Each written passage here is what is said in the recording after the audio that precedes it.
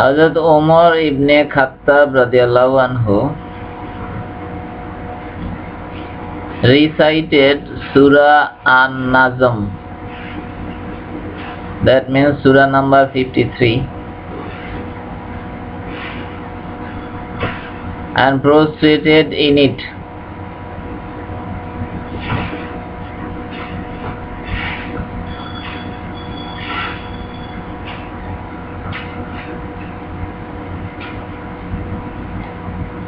And then got up and recited another surah.